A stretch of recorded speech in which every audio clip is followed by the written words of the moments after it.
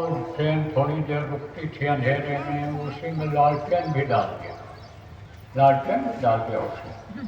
अब आप ये समझो कि थोड़ी बहुत ट्रेन जाने के बाद कहीं तेल में हल्का सा गर्मी पैदा हुआ, धुआं निकला तो फट से लोगों ने जंजीर खींचा तो उसका वहाँ सब रुक गई ट्रेन और दौड़ करके आए कि भाई धुआं फैल रहा है, जल्दी से सामान निकाले।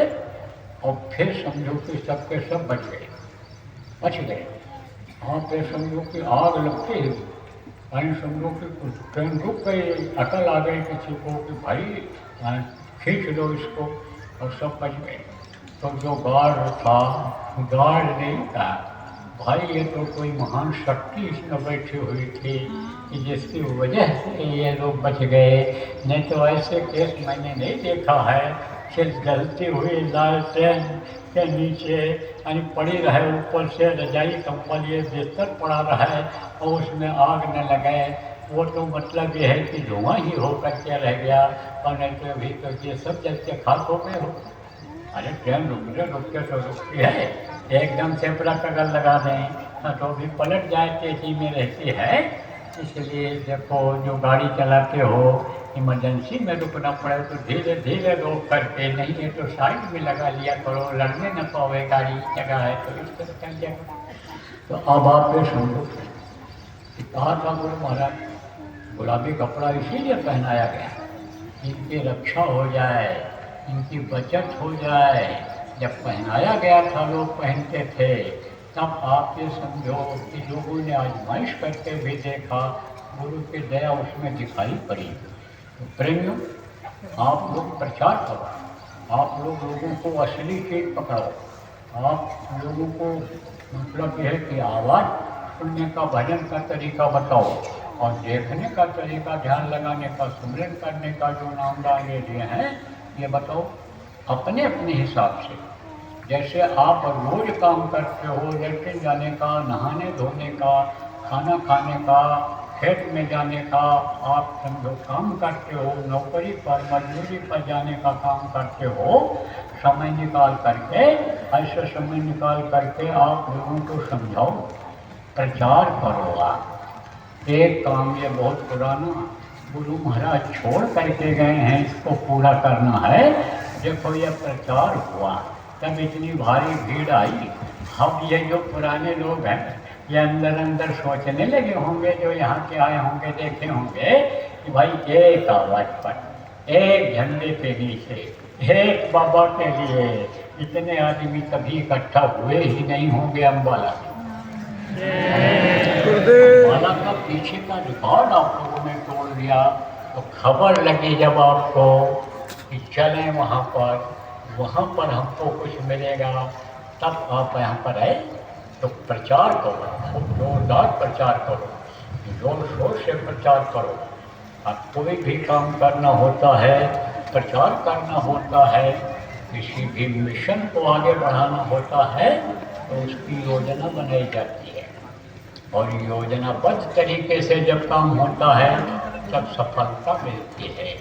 तो योजना कैसे बनाना है, आपको क्या करना है, गांव में जो भी सत्संगी हैं, जो भी प्रेमी हैं, उनकी कमेटियां बना दो, प्रचार की ड्यूटी उनको दे दो, सुमिरन ध्यान भजन समझाने की ड्यूटी उनको दे दो। कमेटी गांव तक बना दो। ये जिम्मेदार आपसे न संपर्क कर पाएँ तो आप खुद सब लोग जो गांव से आए हो, जितने नामधारी हो, या आप गांव से आए हो, गांव में जाओ, देखो आप यहाँ जितने नामधारी हैं उनकी आप कमेटी बना लो और ड्यूटी बांध दो। भाई ये आगे बढ़ेंगे, प्रचार के लिए चलेंगे, कहेंगे ये योजना बनाएंगे, इस गाँव में जाना है, आज वहाँ पर जाना है, हम के साथ सब लोग चलेंगे। एक दिन का समय निकाल करके, छुट्टी जिस दिन होती इतवार को उस दिन चलेंगे, सुबह शाम ले जाएंगे। ध्यान भजन वाले की ड्यूटी दे दो, ड्यूटी नियुक्त कर दो, ये सबको बुलाएंगे ध्यान भजन के लिए, और यहाँ पर ध्यान भजन होगा, ये जगह दे देंगे हमको, इनके पास है साधना शिविर जो लगाना है उसके लिए जगह दे देंगे, सहयोग करेंगे। तो इसकी सब कमेटियाँ बना लो, ड्यूटी बांट लो, जिला के 5 जिम्मेदार, 10 जिम्मेदार, प्रांत के 5 के 10 जिम्मेदार, 10 जिम्मेदार केंद्र के सब जगह कहाँ कर पाएंगे? तो इकाइयाँ नीचे बन जानी चाहिए और काम नीचे से शुरू हो जाना चाहिए, तो जल्दी काम हो जाएगा, जल्दी लोग अच्छे बन जाएंगे, जल्दी लोग भजनानंदी बन जाएंगे, जल्दी लोग सतयुग में रहने लायक बन जाएंगे, जल्दी लोगों को सतयुग में रहने लायक, सतयुग देखने के लायक बना पाएंगे। इसलिए आप लोग ये काम कर लो, सब योजना बना लो, जहाँ जहाँ नहीं कमेटियाँ बनी हैं वहाँ बना लो, तब समझो काम आगे आपका बढ़ जाएगा। और देखो प्रेम, साधना शिविर लगवाना है, तो साधना शिविर क्यों लगवाना पड़ा?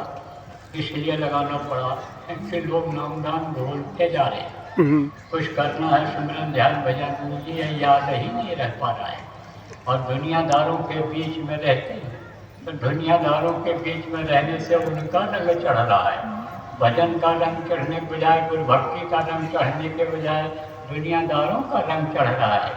और वो रंग ऐसा है कि आप ये समझो कि काला रंग है, तो सूर्य श्याम काली कमले पर चढ़े न जो रंग, फिर दूसरा रंग चढ़ाने में बहुत दिक्कत होगी, क्योंकि वो काले रंग में रंग गए, काल के चक्कर में आ गए, काल के जीवों के चक्कर में आ गए, तो उसके चंगुल से निकालने में संतों को भी दिक्कत होती है और जीवों को भी निकलने में दिक्कत होती है। तो जब हमने ये देखा कि ये फंस रहे हैं सब, दुखी है परिवार, लड़के लड़कियां जो है सुनते नहीं हैं, मन का काम करते हैं, बहू अपनी तरफ खींच रही है, बेटा अपनी तरफ खींच रहा है, बुढ़ा और बुढ़िया अपने अकड़ में बैठे हैं, वो अपना चाहते हैं, तो बीमारी बढ़ती जा रही है।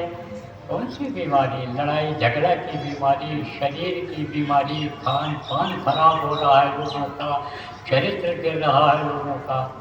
तब हमने कहा भाई ये निष्फल न चला जाए, मतलब इनकी ज़िंदगी ऐसे न ख़त्म हो जाए कि रात गंवाई सोई कर, यानी दिन गंवाया खाए, रात गंवाई सोई कर दिन गंवाया खाए, और हीरा जनमन मोल मिला कौड़ी बदले जाए, ये कौड़ी बदले चला जाएगा अनमोल मनुष्य शरीर, जिसके लिए देवता तरसते हैं, नर समान नहीं कौनो देही, जीव चराचर जाचक यही, जितने भी चल चल के जीव मनुष्य शरीर को मांगते रहते हैं भजन करके पार होने के लिए, वो इनका निष्फल न चला जाए, बेकार न चला जाए।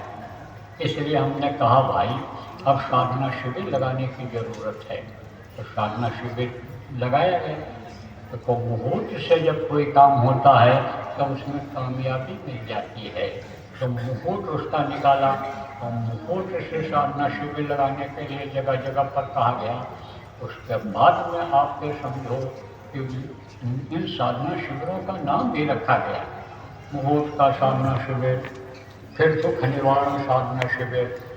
मुहूर्त से जिन्होंने शरण ग्रहण किया और करने लग गए बराबर, लेकिन तकलीफ उससे गई नहीं, तो कहा गया भाई ये तकलीफ दूर करने के लिए दोबारा फिर साधना शिविर जगह जगह पर लगाओ। तो जगह जगह पर दोबारा लोगों ने लगाया, उससे दुखों में आराम मिला लोगों को, तकलीफ में आराम मिला, मन थोड़ा लगने लग गया, जो बैठ नहीं पाते थे, शरीर में ताकत नहीं थी, तकलीफ जब दूर हुई तो बैठने लग के आदत बन गई। फिर कहा गया अब आप घाट की साधना लगाओ। तो घाट की साधना में क्या होता है कि जैसे आप ये समझो कि नदी होती है और नदी पार करना होता है, तो वहाँ पर घाट बने रहते हैं। समुद्र में मान लो जहाज पर बैठ करके जाना है, तो वहाँ पर अन्य जहाज सब जगह समुद्र में नहीं खड़ा होता है, वहाँ बंदरगाह उसको कहते हैं, जो समुद्र का घाट होता है उसको बंदरगाह कहते हैं। बंदरगाह पर जब कोई जाता है तभी पानी के जहाज में बैठ करके एक जगह से दूसरी जगह आ जा सकता है। अब आप समझो कि इस भाव सागर से अगर पार करना है, इस पिंड से पिंडी शरीर से जीवात्मा को निकालना है, तो उसका घाट अंदर में है। जैसे नदी का घाट अंदर में है, जैसे नदी का घाट होता है जगह जगह पर, जगह जगह पर होता है, तो वहाँ जाना पड़ता है। वहाँ जाना पड़ता है तो मल्लाह वहाँ से फिर पार करता है। ऐसे ऐसे भव सागर से पार होने के लिए, जन्मने मरने की पीड़ा से छुटकारा पाने के लिए, ये जो रोते हो हंसते हो, ये देखो कमाते हो और खाते हो, पेट में डालते हो पच जाता है, सुबह खाली करके आते हो फिर भूख लग जाती है, बार बार वही काम करना, बार बार आनी समझो जन्मना और मरना, वही कमाना और खाना, वही बच्चे पैदा करके मर जाना, यह है भवसागर। डूब रहे हो तैरा रहे हो, डूब रहे हो तैरा रहे हो।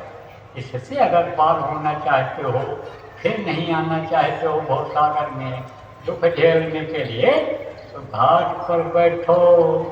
घाट कहाँ, इन्हीं दोनों आँखों के बीच में घाट है, वहाँ सदगुरु के जहाज लगे हुई है, नाव लगा हुआ है। इधर से ध्यान को हटाओ, उस पर बैठ जाओ, शब्द रूपी जहाज जो उन्होंने लगा दिया है उस शब्द को पकड़ो और उस जहाज पर उड़ करके पहुँच जाओ। बहुत तेजी से जीवात्मा जाती है। इधर जब तक इसमें रहती है, इसकी चाल चींटी की तरह रहती है, ऊपर जाती है तो मछली की तरह से हो जाती है, और जब ऊपर जाती है तो बंदर की तरह से कूद कूद करके ऐसे और यात्रा को पूरा कर लेती है। फिर उसके बाद में और आगे जब जाती है, जब बिल्कुल निर्मल हो जाती है, कोई आवरण पर्दा, कोई शरीर का पर्दा नहीं रह जाता, ये चारों शरीर जब उतर जाते हैं और मन अपने भंडार में रुक जाता है, ये समझो कि ये जब निर्बंध हो जाती है, बंधन मुक्त हो जाती है, तब इसकी गति विहंगम हो जाती है। विहंगम गति, विहंगम का मतलब कोई और छोर नहीं, सीमा नहीं, लिखा पढ़ी भी चीज़ नहीं आती है, वो हो जाती है ये। तो वो जहाज लगी हुई है, इसी नाम की जहाज, तो वहाँ बताया गया बैठो।